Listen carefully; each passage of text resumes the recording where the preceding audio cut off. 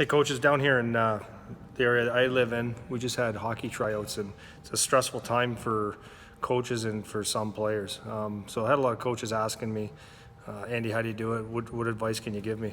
So when the tryouts come from a coach's perspective, the one thing you want to make sure you do is that you're responsible for your organization. You're responsible to make the best team that you possibly can. That's what your job is to do. So that's the number one thing.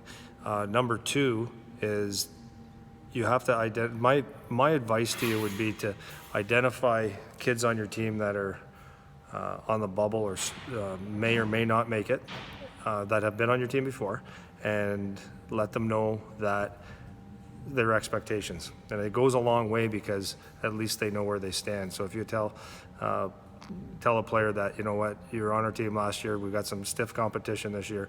If you come out and work hard, it's going to increase your chances, but there are guys fighting for your spot.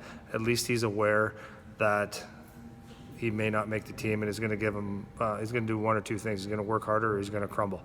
And then also the kids that are working out that can replace someone possibly, you give them a heads up and basically just tell them that they're fighting for a position, and if they work hard, they have a chance to make the team.